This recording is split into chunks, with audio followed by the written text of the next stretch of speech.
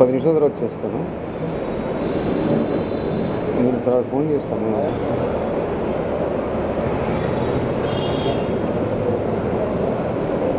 Right. వీళ్ళగుడి. నా పేరు లక్ష్మీ నరసింహమూర్తి. హిందూ జనసంఘ్ అనే సంస్థకి వ్యవస్థాపక అధ్యక్షుడిని. విజయవాడ నుంచి వచ్చాను.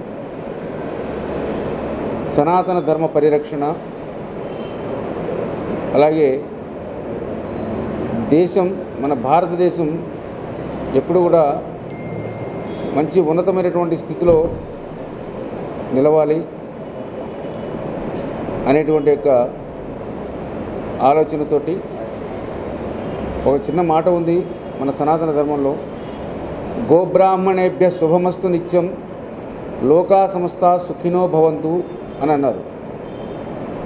గోవులు బ్రాహ్మణులు ఎక్కడైతే వారికి శుభం కలుగుతుందో ఆ యొక్క లోకంలో, ఆ యొక్క ప్రాంతంలో లోకా సమస్త సుఖినో భవంతు, ఆ లోకమంతా కూడా సుఖంగా ఉంటుంది అనేటువంటిది మన సనాతన ధర్మంలో ఒక నానుడి. ఈరోజు మన సనాతన ధర్మ పరిరక్షణ అనేది ఒక పెద్ద ఛాలెంజ్గా తయారైపోయింది. ఎన్నో హిందూ సంఘాలు పనిచేస్తున్నాయి, హిందూ జనసంఘ్ అని మేము కూడా పనిచేస్తున్నాం. కానీ చేరవలసినటువంటి యొక్క గమ్యాన్ని చేరుకోలేకపోతున్నాం. కారణం ఏంటంటే మేమేం చెప్పాలన్నా వ్యవస్థల్ని వెతుక్కుంటూ వెళ్ళి చెప్పాలి. కానీ మన అర్చక, పురోహిత, వేద పండితులు వీళ్ళు రోజుకి 15 నిమిషాలు కనుక మన ధర్మం గురించి, మన యొక్క సంస్కారం గురించి, మన సంస్కృతి సాంప్రదాయాల గురించి కనుక వారి యొక్క వృత్తిలో భాగంగా ఒక 15 నిమిషాలు కనుక కేటాయించి కనుక హిందువులకు చెప్పినట్టయితే హిందువులలో తప్పకుండా చైతన్యం వచ్చి తమ ధర్మాన్ని తాము కాపాడుకుంటారు. అలాగే తమ ధర్మానికి కాపాడేవాడికే ఓటు వేస్తారు. తద్వారా దేశమంతా కూడా సురక్షితంగా, సుఖంగా ప్రజలు జీవించగలుగుతారు. కారణం ఏంటంటే మన భారతదేశంలో హిందూ ధర్మం, హిందువుల మెజారిటీ ఉన్నంత కాలమే ఈ దేశంలో ప్రశాంతత, సుఖ సంతోషాలు ఉంటాయి. మీరు చూస్తున్నారు, బంగ్లాదేశ్లో చూస్తున్నారు, పాకిస్తాన్లో చూస్తున్నారు, ఆఫ్ఘనిస్తాన్లో చూశారు, చాలా దేశాల్లో చూశారు. నరమేధం జరుగుతోంది. అదే మన భారతదేశంలో అలాంటి వ్యవస్థ లేదు. ముస్లింలైనా, క్రిస్టియన్లైనా అన్ని మతాల వారు సుఖ సంతోషాలతోటి ప్రశాంతంగా జీవిస్తున్నారు.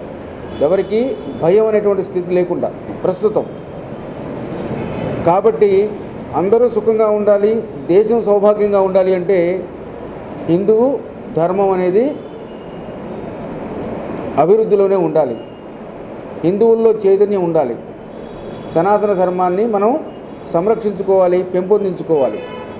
ఈ ఉద్దేశంతో మేము అర్చక, పురోహిత, వేద పండితుల సదస్సులు నిర్వహించబోతున్నాం. దీనిలో భాగంగా ఇది కేవలం ఆ సదస్సును ఎలా జరుపుకోవాలని మాట్లాడుకోవడం కోసం వచ్చినటువంటి ఒక చిన్న సమావేశం ఇది. ఈ సమావేశంలో పెద్దలు ఉన్నారు, వారితోటి మనం రేపు సదస్సు ఎలా నిర్వహించుకోవాలి, దానికి ఎంతమంది మనం ఎలా వాళ్ళని మనం ప్రొక్యూర్ చేసుకోవాలి, ఎంతమంది వస్తారు ఏంటి, ఇవన్నీ తెలుసుకునేటువంటి ఒక ప్రయత్నంలో చేస్తున్నటువంటి ఒక చిన్నపాటి సమావేశం ఇది.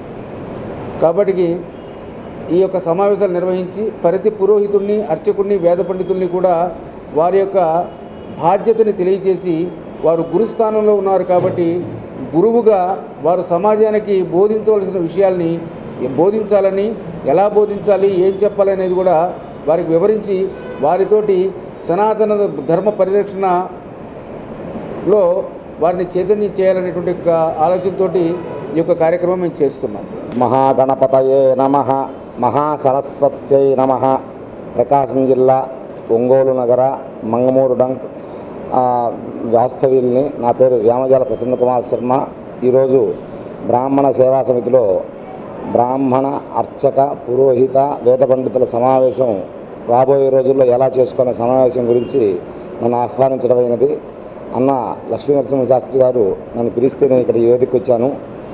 మొదటగా నేను తెలియజేసేదంటే, ఆ అన్నగారు విజయవాడ నుంచి ఇక్కడికి ఎందుకు వచ్చారో, ఆయన ఏమేమి పని మీద వచ్చాడో అన్నిటికీ సహకరించడానికి, ఈ మీటింగే కాదు వచ్చే సమావేశంలో అయినా ఆపాయ సమావేశంలో అయినా ఆయనకి నేను నా శక్తి గోళ్ళది నేను ఆయన సహకరించగలుగుతాను. ఆయన నాకు అనుమతిస్తే ఏ పనైనా చేయగలుగుతాను, నాకే ఇబ్బంది లేదు. కానీ హిందూ ధర్మం గురించి మాట్లాడాల్సి వస్తే, హిందూ ధర్మాన్ని తిడితే వాళ్ళందరూ హీరోలు అంటారు, ఇతర ధర్మాలను తిడితే చంపుతారు. ఈ న్యాయం ఏందో ఈ యొక్క రాజ్యాధికారంలో పాల్పంచుకుంటున్న వాళ్ళు తెలియజేసుకోవాలి. స్టాలిన్ గాడు లేకపోతే దయానిధి మారన్ గాడు వాడు ఈ విధంగా నేను హిందూ ఈ యొక్క సనాతన ధర్మాన్ని నాశనం చేస్తానంటే ఎవడేం మాట్లాడరు. వాళ్ళకి సపోర్టుగా ఇంకా అన్ని హిందువులే మాట్లాడతారు. ఇదే సిగ్గుచేటు. హిందూగా పుట్టినందుకు గర్వించండి. మన భారతదేశాన్ని ఇతర దేశస్తులు, బ్రిటిష్ వాళ్ళు, డచ్ వారు, ఫ్రెంచ్ వాళ్ళు, అరబ్బులు, తురక్కులు ఎంతమందో పరిపాలించారు. హిందూ సనాతన ధర్మాన్ని ఎవరు ఏం పీకల. కానీ హిందూ సనాతన ధర్మం వేదాలు ఉన్నంత వరకు ఇది ఎక్కడికి పోదు. ఇక్కడ ఎంత వేగంగా మన వాళ్ళు ఈ రోజుల్లో ఎలర్ట్ అయ్యారో, ఇంతకంటే వేగంగా ప్రపంచవ్యాప్తంగా ఈ యొక్క భగవద్గీత గురించి, సనాతన ధర్మం గురించి విపరీతమైన ప్రచారం జరుగుతున్నది. వాళ్ళు నమ్మి మన మతంలోకి వస్తూ ఉన్నారు.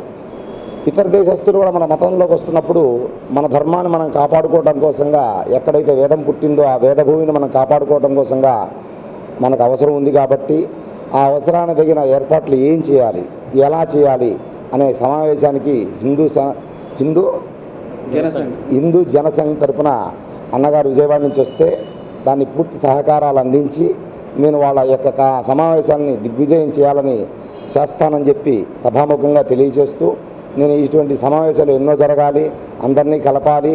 ఇప్పుడు ఈ భారతదేశంలో పుట్టిన వాళ్ళందరూ హిందువులే.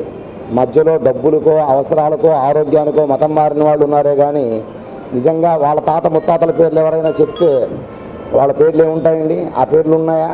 తాత దూదేకు సాహిబులు అంటారు. దూదేకు సాహిబులు ఎవరండి? ఖచ్చితంగా హిందువులే. ఈరోజు దూదేకులాన్ని తీసేశారు ఈ మధ్య కాలంలో. మనకి హిందువులకి అన్యాయం జరుగుతుంది. ఇవాళైనా కళ్ళు తెరవండి, బజార్లోకి రండి, ఒక అడుగు బయటికి వేయండి. బ్రాహ్మణులుగా మేము ముందు వస్తున్నాం. మమ్మల్ని నమ్మి మీరు ఇతర గడప లోపలే మన మతం, మన యొక్క కులం, బయట గడప దాటితే అందరం హిందువులమే. ఈ విధంగా సమాజం అంతా ఏకీకృతం అయ్యి హిందూ సనాతన ధర్మాన్ని కాపాడితే, ధర్మం రక్షిత. మనం ధర్మాన్ని కాపాడితే ధర్మం అదే రక్షిస్తుంది. ఆ ధర్మం కాపాడడం కోసంగా మీరందరూ ఇళ్లలో నుంచి బయటకు వచ్చి ఇటువంటి సమావేశాల్లోకి వచ్చి పాల్గొని ప్రతి హిందువు నడుం కట్టుకొని ఈ యొక్క పని చేయాలని తెలియజేస్తూ నేను ఇంతటితో ముగిస్తున్నాను.